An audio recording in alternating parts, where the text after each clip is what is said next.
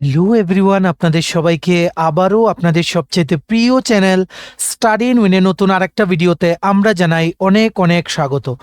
বেশ কয়েকদিন ধরে আপনাদের মনে কিন্তু একটাই ডাউট বা কোয়েরি বা যেই প্রবলেমটার ব্যাপারে আপনাদের মাথায় বারবার আসছে, আপনারা যারা ত্রিপুরার বিভিন্ন দপ্তরে স্পেসিফিক্যালি ফিক্সড পে বেসিসে কর্মরত আছেন, যে এখন ফিক্সড পে পলিসির কি হবে যদি আমাদের যেই পোস্টটা, যেই ফিক্সড পে পোস্টের এগেনস্টে আমাদেরকে চাকরিটা দেওয়া হয়েছে, সেই পলিসিগুলোই যদি বাতিল করে থাকে অনারেবল হাইকোর্ট অফ ত্রিপুরা, তাহলে আমরা কি আদৌ যে বকেয়া টাকাগুলো সেগুলো পাবো? পেলে কবে পাবো? এই নানান যে প্রশ্নগুলো সেগুলো আপনাদের মনে আসছে।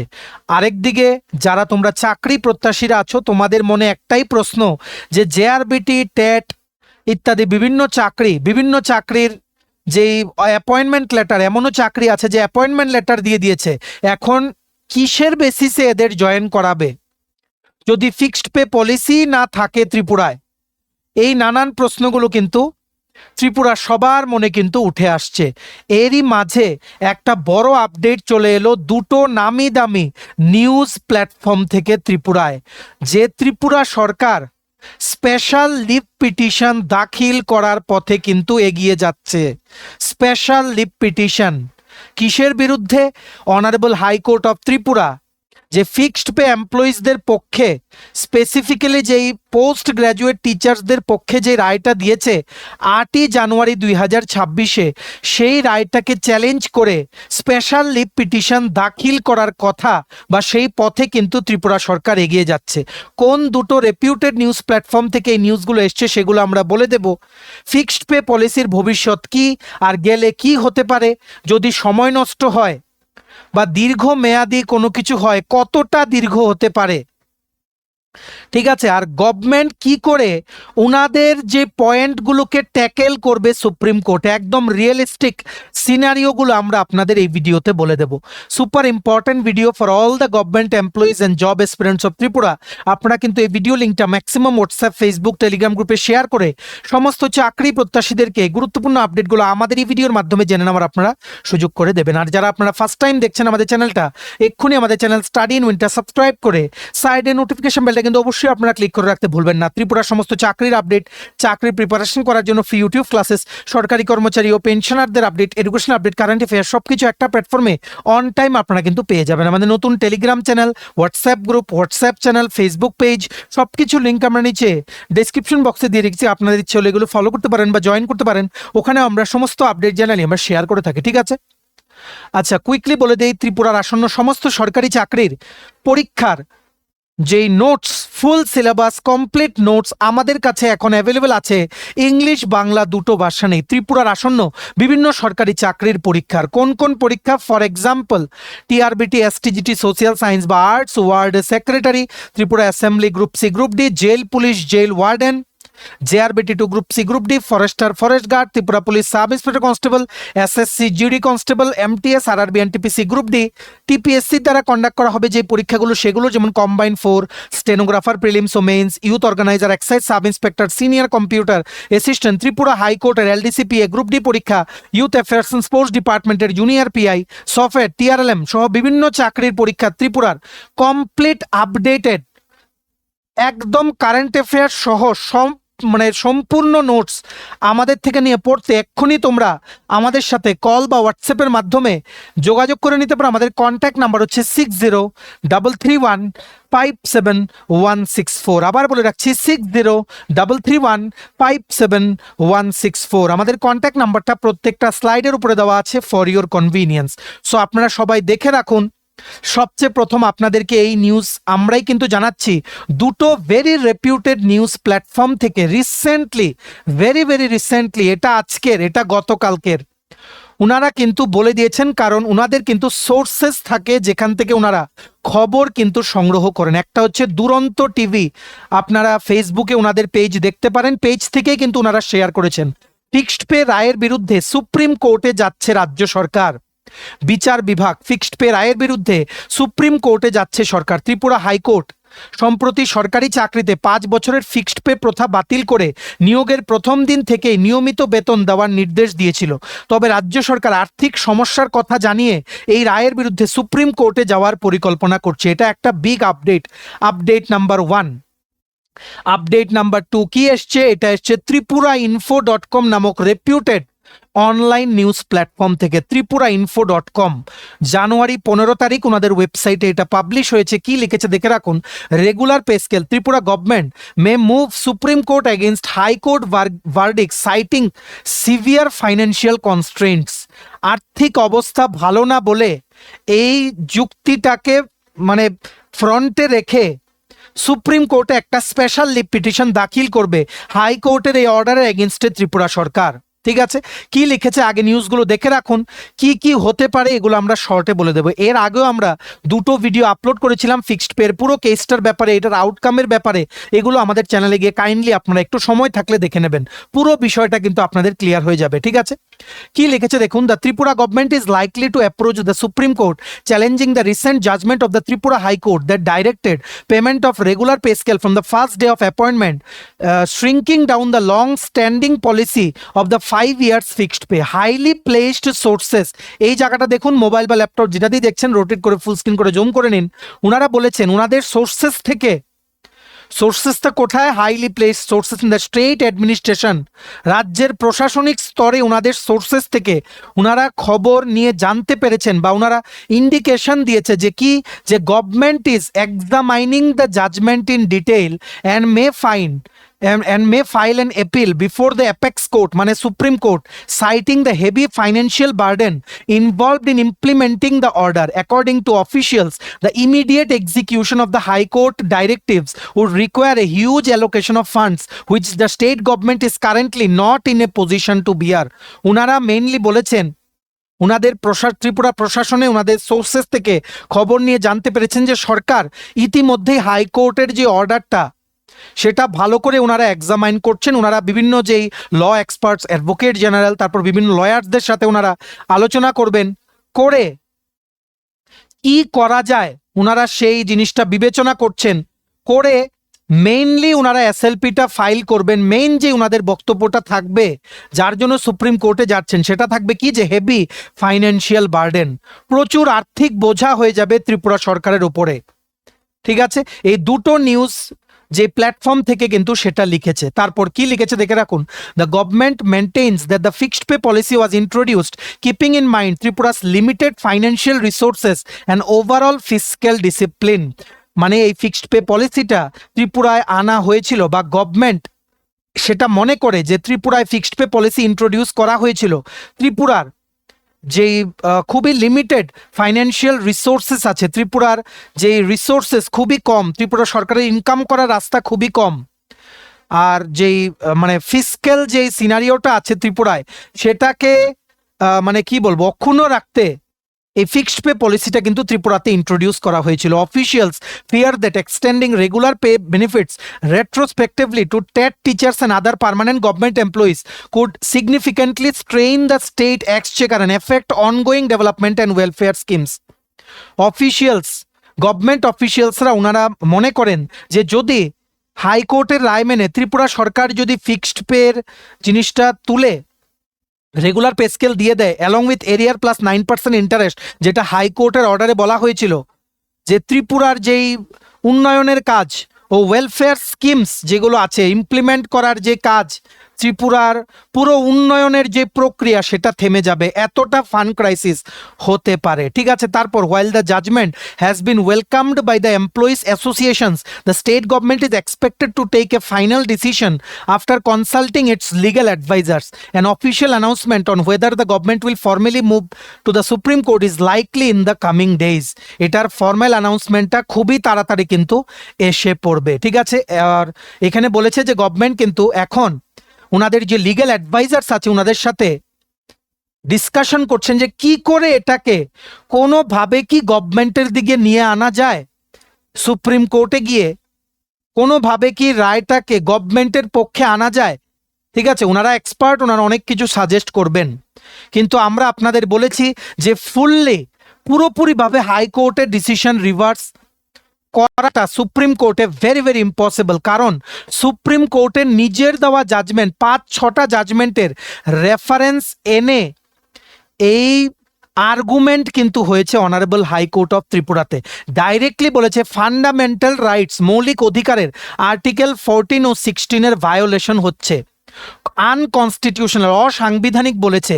সুপ্রিম কোর্টের নিজের পাস করা জাজমেন্টের যখন রেফারেন্স টেনে হাইকোর্ট কোনো জাজমেন্ট দেয়, এটা আমরা আগেও দেখেছি যে খুব রেয়ারেস্ট অফ দ্য রেয়ার, বা কোনোদিন হয়নি এমন যে নিজেদের প্রদত্ত রায়কেই ওনারা ভুল বলে কোনোদিন ব্যাখ্যা করেছেন। কারণ এই হাইকোর্টের 8ই জানুয়ারি 2026-এর ফিক্সড পের মানে যেই বৈধতা নিয়ে যেই জিনিসটা উঠেছে হাইকোর্টে ত্রিপুরাতে, সেই জিনিসটা কিন্তু কমপ্লিটলি স্ট্রাকচার করা হয়েছে, এতটা লিগেলি স্ট্রং এই অর্ডারটা ত্রিপুরা হাইকোর্টের, যে এখানে বলাই যায় যে পুরোপুরি কোনো দিন এটা রিভার্স হবে না, হয়তো ডিলে হতে পারে। এখন কতটা দেরি করতে পারে, কোন বিষয়ে কতটুকু দেরি করবে, সেটা আমরা আপনাদের একদম ক্লিয়ারলি বলে দিচ্ছি, ধৈর্য ধরে শুনবেন।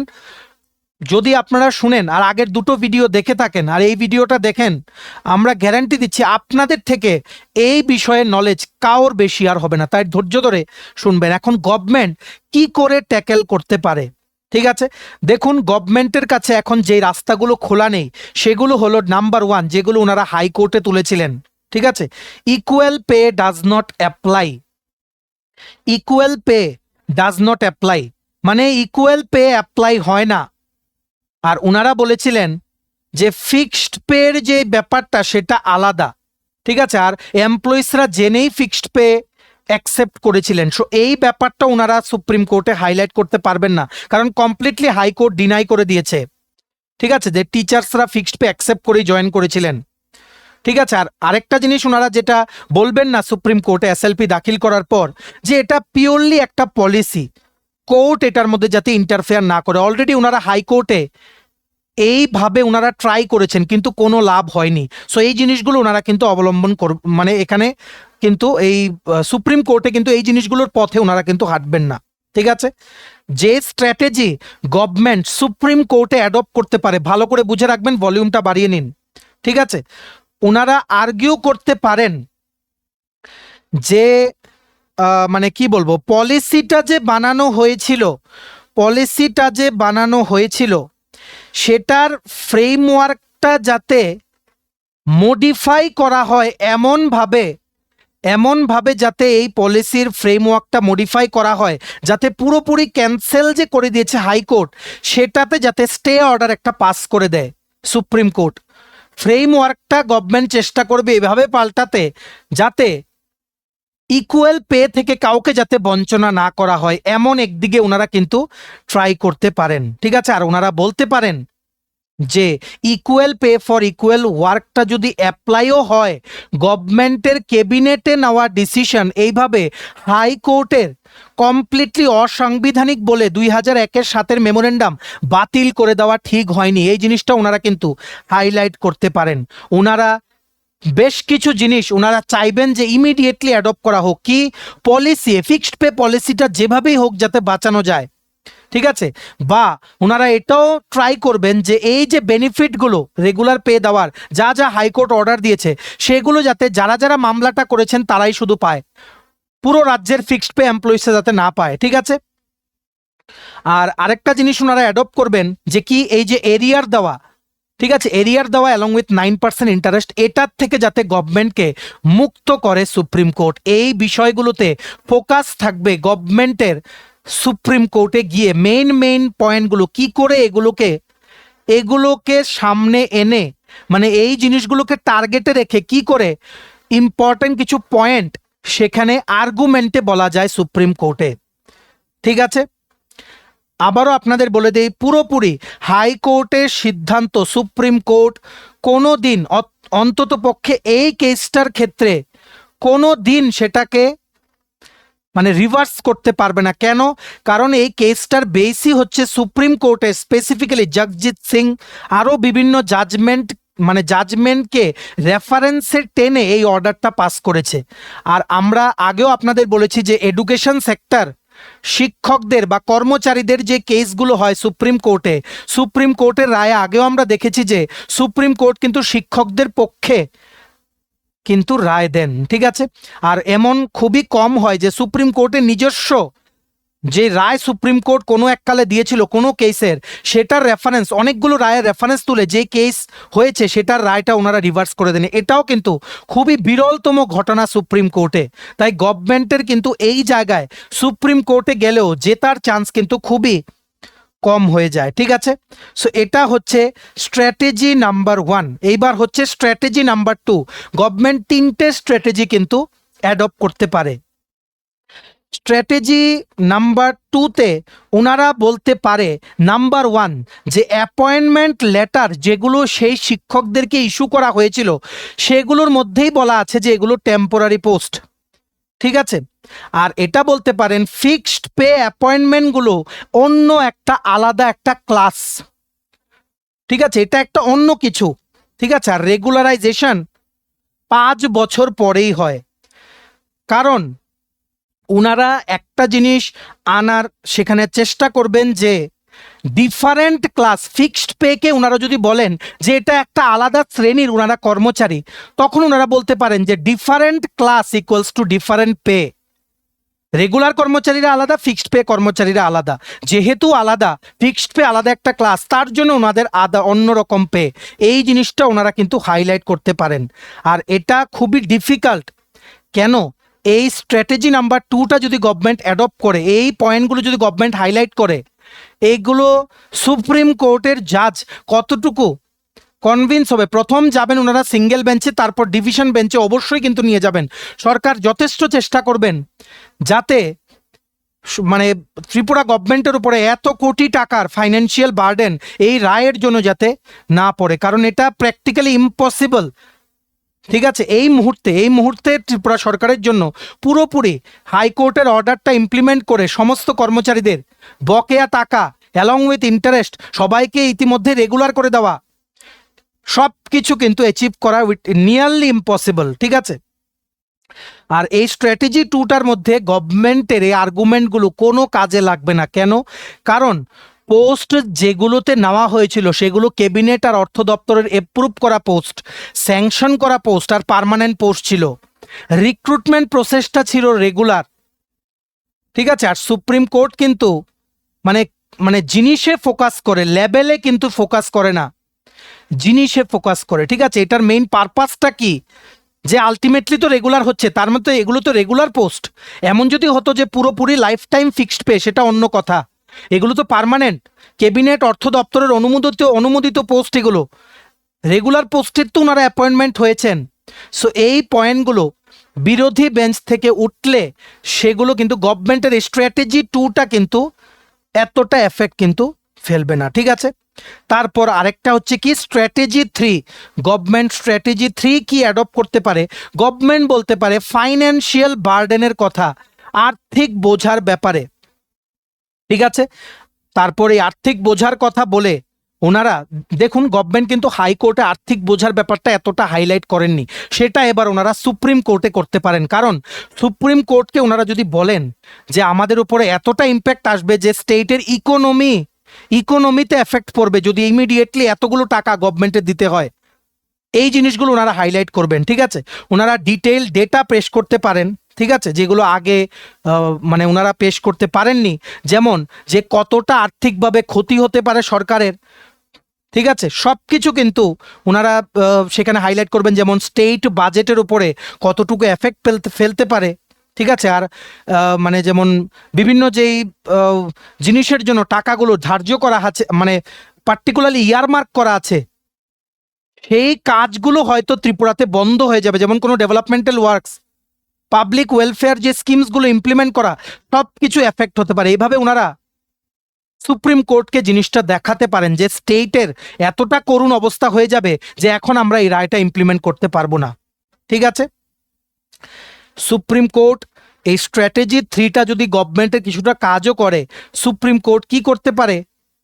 সুপ্রিম কোর্ট করতে পারে কি যে এরিয়ার দেওয়ার ব্যাপারটা থেকে লিমিট করে দিতে পারে।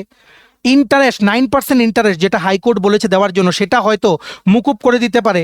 আর সুপ্রিম কোর্ট এটাও বলতে পারে যে ধাপে ধাপে ফেজড ওয়েতে আপনারা পেমেন্ট করুন, এগুলো করতে পারে। এর মানে এই না যে হাইকোর্টের ডিসিশনটা পুরোপুরি ওভারটার্ন হয়ে গেল, ঠিক আছে।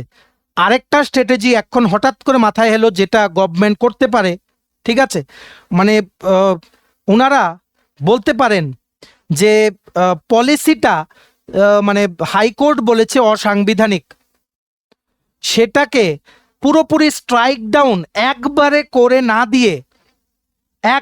করে না দিয়ে অনারেবল সুপ্রিম কোর্ট এই স্ট্রাইক ডাউনের উপরে যাতে একটা স্টে অর্ডার পাস, মানে স্টে অর্ডার যাতে একটা ঘোষণা করে, পুরোপুরি এভাবে মানে একবারেই ক্যান্সেল করে না দিয়ে, ঠিক আছে, যাতে ধাপে ধাপে যাতে এই ফিক্সড পের পলিসিটা আস্তে আস্তে যাতে বাদ দেওয়া হয়, তাহলে কি হবে, গভর্নমেন্টের ওপরে প্রেশারটা এতটা পড়বে না। এটাও কিন্তু একটা কিন্তু ওনারা কিন্তু হতে পারে, ঠিক আছে।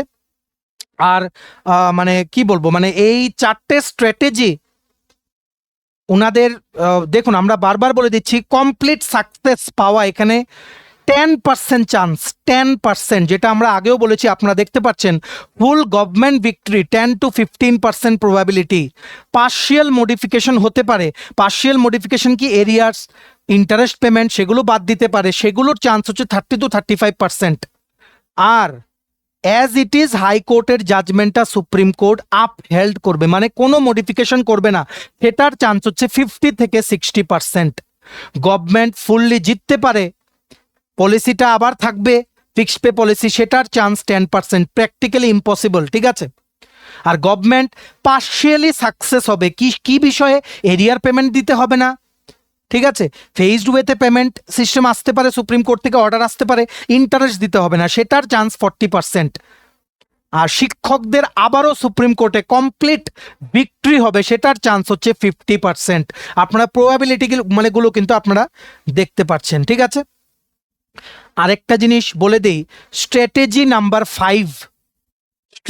নাম্বার 5, এটাও হতে পারে গভর্নমেন্ট কি করতে পারে, যেই কেসগুলোর রেফারেন্স উঠেছিল হাইকোর্টে, যেমন জগজিৎ সিং এর কেসের রেফারেন্স উঠেছিল, equal pay for equal work, supreme কোর্টের জাজমেন্ট। ওনারা এটা বলতে পারেন জগজিৎ সিং এর কেসের রেফারেন্স শুধুমাত্র ডেইলি রেটেড বা ডেইলি ওয়েজেস ওয়ার্কারের জন্য, ঠিক আছে। শিক্ষকদের জন্য অন্য রিক্রুটমেন্ট ফ্রেমওয়ার্ক, অন্য রিক্রুটমেন্টের একটা পলিসি আছে শিক্ষকদের জন্য, ঠিক আছে। ওনারা অ্যাটেম্প করতে পারেন এইভাবে সুপ্রিম কোর্টে, মানে ওনারা কি বলবো, মানে সুপ্রিম কোর্টে জিনিসটা ওনাদের পক্ষে আনার জন্য ওনারা 5 নাম্বার ভাবে এভাবে ওনারা অ্যাটেম্প করতে পারেন। যে কেসের রেফারেন্সগুলো টানা হয়েছে এগুলোকে বলতে পারে যে এই কেসগুলো এই জায়গায় কেন আসছে, ওইগুলো ছিল ডেইলি রেটেড ওয়ার্কারের জন্য, এটা হচ্ছে শিক্ষকের কেস। আর এডুকেশন সেক্টরের মানে যে নিয়োগ প্রক্রিয়া সেগুলো কমপ্লিটলি আলাদা, এগুলোকে কেন ডেইলি রেটেড ওয়ার্কারের জগজিৎ সিং এর কেসের রেফারেন্স 10-এর রায়টা দিল হাইকোর্ট, এইভাবে ওনারা কিন্তু ট্রাই করতে পারেন, ওনারা কিন্তু অ্যাটেম্প্ট করতে পারেন, ঠিক আছে। গভর্নমেন্ট যে জিনিসগুলো করতে পারবেন না সেগুলো হচ্ছে কি, সেম ক্যাডারে রেখে, মানে একজন এলডিসি ধরুন ফিক্সড পে, আরেকজন এলডিসি ধরুন রেগুলার আছে, বেসিক পে তো ওনাদের সেম, শুধু বেতন কম পাচ্ছে ফিক্সড পে পলিসির জন্য, ঠিক আছে। রেগুলার মোডে তো মানে দুটো পোস্টই তো অ্যাপয়েন্টমেন্ট হয়েছিল ক্যাবিনেটে পাস করিয়ে ফিনান্সের অনুমোদন দিয়ে, তো দুজনকে যদি একই পোস্টে রাখার হয় with same basic pay, same everything except fixed pay পলিসিতে যারা আছেন ওনারা 75% অফ বেসিক পে পাচ্ছেন, এই ডিসক্রিমিনেশনটা ওনারা করতে পারবেন না, কারণ এটা অসাংবিধানিক, হাইকোর্ট বলে দিয়েছে ভায়োলেশন অফ আর্টিকেল 14 and 16, ঠিক আছে। আর গভর্নমেন্ট কোনোদিন ত্রিপুরাতে ফিক্সড পে সিস্টেম আবার আনতে পারবে বলে আমাদের মনে হয় না, কারণ ভীষণ গুরুত্বপূর্ণ লিগ্যাল অ্যাসপেক্টসকে হাইলাইট করে অনারেবল হাইকোর্ট এই জাজমেন্টটা কিন্তু দিয়েছে, ঠিক আছে। আর গভর্নমেন্ট একবারে রেগুলার পে স্কেল প্রদান করা কোনো দিন সেটার রায়টাকে ঘুরিয়ে আনতে পারবে না, যে রেগুলার পে স্কেল প্রদান করা থেকে গভর্নমেন্ট কোনো দিন বিরত থাকতে পারবে না, সুপ্রিম কোর্টের রায়টাকে কিন্তু ঘুরিয়ে আনতে পারবে না, ঠিক আছে। আর্টিকেল 14 আর 16 যে ভায়োলেশন করেছে গভর্নমেন্ট এতদিন, সেটা বলা হয়েছে হাইকোর্টের অর্ডারে, সেটাকে ওনারা কি বেসিসে ওনারা সেটাকে ঘোরাবেন, ফান্ডামেন্টাল রাইটস, মৌলিক অধিকার থেকে বঞ্চিত করেছেন কর্মচারীদেরকে এতদিন, এই কথা কিন্তু বলেছে হাইকোর্টের অর্ডারটা। ঠিক আছে। সো অনেক রাস্তা গভর্নমেন্টের জন্য বন্ধ, ম্যাক্সিমাম রাস্তা বন্ধ, 5 থেকে 10% রাস্তা গভর্নমেন্টের জন্য খোলা আছে, কিন্তু এই রাস্তাগুলো যদি ওনারা অবলম্বন করেন তাহলেও ফুল সাকসেস কিন্তু পাবে না, পার্শিয়াল 30% সাকসেস কিন্তু ওনারা পেতে পারেন। আপনারা আশা করি বুঝতে পেরেছেন, এত ডিপ লেভেলে আমরা বুঝিয়েছি যে কোন কোন দিকে গভর্নমেন্ট অ্যাটেম্প্ট করতে পারে এই কেসটাকে ঘুরিয়ে আনার জন্য। ঠিক আছে। আর সুপ্রিম কোর্ট জেনারেলি এই কেসগুলো কি করে ব্যালেন্স করেন, সুপ্রিম কোর্ট কি করে, সুপ্রিম কোর্টের কাছে দুটো অপশন থাকে, যে ফুললি হাইকোর্টের অর্ডারটাকে ইমপ্লিমেন্ট করে দাও আবার, বা হাইকোর্টের অর্ডারটাকে রিভার্স করে দাও। রিভার্স করার এখানে চান্স নেই, ঠিক আছে, রিভার্স করার কিন্তু এখানে চান্স নেই, আবার বলে দিচ্ছি।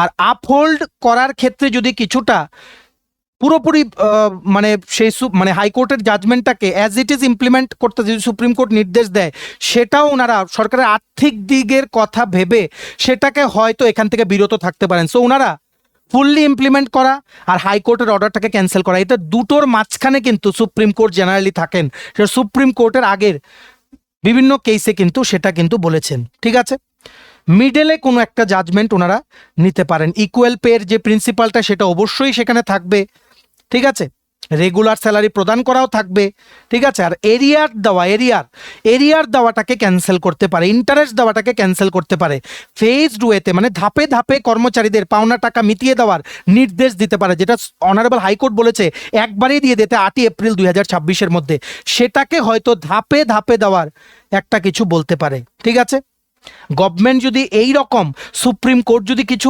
অর্ডার যদি পাসও করে, ঠিক আছে, এটা কিন্তু গভর্নমেন্টের জন্য বেসিক্যালি উইন না, দিস ইজ জাস্ট 20% উইন। টিচার্সদের ভিক্টরি স্টিল কিন্তু 80%। সো এখানে আমরা আমাদের মতে অ্যাটলিস্ট আমরা দেখছি না যে পুরোপুরি হাইকোর্টের জাজমেন্ট কোনো দিন জাজমেন্টটাকে পুরোপুরি বাতিল করে দেবে সুপ্রিম কোর্ট। সো তোমরা বা আপনারা যদি বলেন আমাদেরকে যে গভর্নমেন্ট কি অ্যাকচুয়ালি পুরোটাকে ঘুরিয়ে দিতে পারে, আমরা বলবো very unlikely, very very unlikely. কারণ এখানে সংবিধানকে ভায়োলেট করার পয়েন্ট তোলা হয়েছে হাইকোর্টের অর্ডারে, পলিসিটাকে পুরোপুরি বাতিল করে দেওয়া হয়েছে, সুপ্রিম কোর্টের আগের যে রায় সেগুলোর রেফারেন্স টেনে রায়টাকে দেওয়া হয়েছে, আর টিচারদের যে অ্যাপয়েন্টমেন্ট বা ওনাদের যে আর্গুমেন্ট সেগুলোর পয়েন্টগুলো কিন্তু খুবই স্ট্রং। সো এই জায়গায় শিক্ষকদের পক্ষে কিন্তু আবার রায় যাওয়ার একটা সম্ভাবনা। ঠিক আছে, সো এখানে কি হতে পারে, এখানে কিছুটা যদি এসএলপি দাখিল করা হয়ে যায় সুপ্রিম কোর্টে, সময় কিছুটা লাগতে পারে। এখন আপনাদের প্রশ্ন, কতটুকু সময় লাগতে পারে?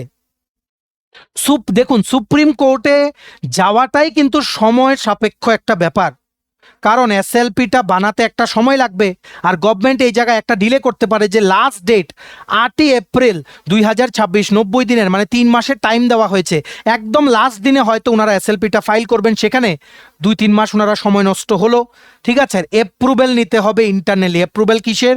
ল ডিপার্টমেন্ট, আইন দপ্তরের, ঠিক আছে, তারপর অর্থ দপ্তরের, তারপর ক্যাবিনেটের, ঠিক আছে, তারপরে এসএলপি ফাইল করা, লিস্ট করানো এগুলোকে। ঠিক আছে, সো এখানে 4 থেকে 8 সপ্তাহ কিন্তু ডিলে কিন্তু হতে পারে, দেরি কিন্তু হতে পারে। আর এই দেরিটা কোনো ইললিগেল কিছু না, এই দেরিটা হচ্ছে প্রসিজিউরাল, মানে প্রসিজার করতে আমাদের দেরি হয়েছে।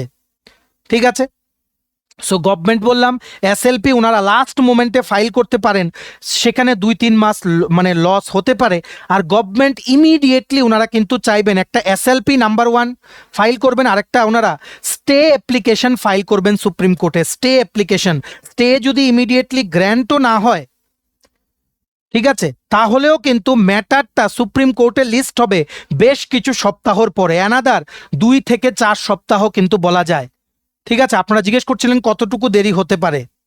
সুপ্রিম কোর্ট এরিয়ারে স্টে দিতে পারে, ঠিক আছে, আর সেখানে ইন্টারেস্ট পেমেন্টে স্টে দিতে পারে, পুরোপুরি স্টে দেওয়ার চান্স কিন্তু খুবই কম।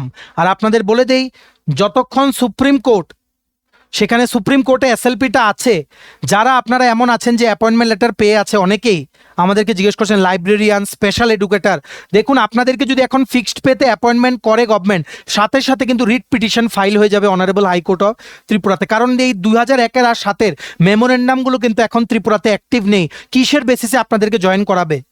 জয়েন করাতে পারে, কিন্তু একটা ক্লজ লিখে দিতে পারে আপনাদের অ্যাপয়েন্টমেন্ট লেটারে, subject to the outcome of the SLP filed in supreme court. Supreme কোর্টে এসএলপি ফাইল করা ছাড়া, ফাইল করার আগে আপনাদের হয়তো জয়েনিং হবে না, আর জয়েনিং হলে রেগুলার পে স্কেলে জয়েনিং করাতে হবে। এটাই হচ্ছে আমাদের বক্তব্য, ঠিক আছে। আর গভর্নমেন্টের যিনি লয়ার থাকবেন, গভর্নমেন্ট কাউন্সিল, ঠিক আছে, উনি আরও সময় চাইতে পারেন কিসের, আরও বেশ কিছু এডিশনাল এফিডেভিট ফাইল করার জন্য, ফাইন্যান্সিয়াল ডেটা সেটা কালেক্ট করার জন্য, ঠিক আছে, ইত্যাদি বিভিন্ন জিনিস নিয়ে উনি টাইম চাইতে পারেন। সেখানে 3 থেকে 6 সপ্তাহ কিন্তু দেরি হতে পারে, ঠিক আছে। আর এটা আরও অনেক বেশি, মানে আরও অনেক মাসও কিন্তু লাগতে পারে, ঠিক আছে। আর গভর্নমেন্ট সেখানে বেশ কিছু জিনিস আছে, যেমন কনস্টিটিউশনাল বেঞ্চ আছে, ঠিক আছে। ওনারা দেখুন, প্রথম ওনারা সিঙ্গেল বেঞ্চে যাবেন, তারপর ডিভিশন বেঞ্চে। এই দুটো বেঞ্চের এক একটা বেঞ্চে পুরো সব প্রসেসিং করে কমপ্লিট করতে করতে অনেকটাই কিন্তু সময় পেরিয়ে যায়, ঠিক আছে। অটোমেটিক্যালি এই কেসটা যতদিন দেরি হবে ততদিন ফিক্সড পে বেসিসে কাউকে কিন্তু নিয়োগ করা যাবে না রাজ্যে। করলেও ফিক্সড পে বেসিসে করলেও জয়েনিং করানোর সময় অ্যাপয়েন্টমেন্ট লেটার একটা ক্লজ লিখে দিতে হবে, subject to the final outcome of the SLP, ঠিক আছে। আর গভর্নমেন্ট এখন কি করতে পারে, রেগুলার বেসিসে পেমেন্ট করতে পারে, মানে রেগুলার বেসিসে অ্যাপয়েন্টমেন্ট দিতে পারে। যদি দেয় সেখানেও একটা ক্লজ লিখতে হবে, subject to the outcome of the SLP. So আমাদের মনে হচ্ছে না এসএলপিটা দাখিল করার আগে, সুপ্রিম কোর্টে দাখিল করার আগে গভর্নমেন্ট কোনো অ্যাপয়েন্টমেন্ট অর্ডার বা লেটার কোনো অংশের কর্মচারীকে এখন দেবেন। দিলেও রেগুলার পে স্কেলে দিতে হবে, না হলে কিন্তু হাইকোর্টে কিন্তু চ্যালেঞ্জ হতে পারে। সো আশা করি আপনারা বুঝতে পেরেছেন। সুপ্রিম কোর্টে স্টে অর্ডার ছাড়া গভর্নমেন্ট সেটাকে 3 মাস ডিলে করতে পারে, ঠিক আছে। আর পার্শিয়াল স্টে যদি সুপ্রিম কোর্ট অ্যাকসেপ্ট করে, পার্শিয়াল স্টে অর্ডার 6 থেকে 12 মাস ডিলে হতে পারে। আর ফুল স্টে অর্ডার দেয়, যেটা হওয়ার সম্ভাবনা খুবই কম, 12 থেকে 24 মাস, মানে 2 বছর পর্যন্ত কিন্তু ডিলে হতে পারে। ফুল স্টে অর্ডার দেওয়ার কিন্তু খুবই চান্স কম, ঠিক আছে। আর ডিলে করা, দেরি করা, এর মানে এই না যে মানে গভর্নমেন্টের পক্ষে রায়টা চলে গেল। ফাইনাল আউটকাম তো কোনো না কোনো দিন আসবে, তখন কিন্তু ফিক্সড পের কর্মচারীরা, মানে যিনাদের এগেনস্টে গভর্নমেন্ট এসএলপি করেছে সুপ্রিম কোর্টে, ওনারা কিন্তু সেই বেনিফিটগুলো কিন্তু পাবেন। আলটিমেটলি এই শিক্ষকেরা যদি বেনিফিট পান, যিনারা কেসটা করেছেন, অটোমেটিক্যালি এই জাজমেন্টের রেফারেন্স নিয়ে অন্যান্য দপ্তরে আপনারা যারা ফিক্সড পে কর্মচারীরা আছেন, আপনারা কিন্তু একটা রিট পিটিশন আপনারা কিন্তু দাখিল করতে পারেন, সেটার রায় আপনাদের পক্ষেই কিন্তু যাওয়ার কথা। সো আমরা অপেক্ষা করব কবে এই আপডেটটা আসবে, দেন সুপ্রিম কোর্টে কিভাবে প্রসেসিং হচ্ছে এসএলপিটা, সেটার ব্যাপারে আমরা আপনাদের জানিয়ে দেবো, ঠিক আছে। আমাদের অনারেবল সিএম প্রফেসর ডক্টর মানিক শাহ উনি কিন্তু কিছুদিন আগে বলেছিলেন, যখন নিউজ মিডিয়া প্ল্যাটফর্ম থেকে ওনাকে জিজ্ঞেস করা হয়েছিল, উনি বলেছিলেন Tripura high court verdict on fixed pay under review, no decision yet, এখনও কোনো সিদ্ধান্ত নেওয়া হয়নি। কিন্তু আজকের এই দুটো নিউজ, একটা হচ্ছে দুরন্ত টিভি আর একটা হচ্ছে ত্রিপুরা-info.com, আমরা পেলাম, তার জন্য আপনাদের সাথে শেয়ার করলাম। আশা করি আপনাদের পুরো বিষয়টা ক্লিয়ার। এইবার আপনারা এই ভিডিও লিঙ্কটা শেয়ার করে সমস্ত চাকরি প্রত্যাশী ও ত্রিপুরার কর্মচারী পেনশনারদেরকে এই গুরুত্বপূর্ণ নলেজগুলো গেইন করার আপনারা সুযোগ করে দেবেন, ঠিক আছে।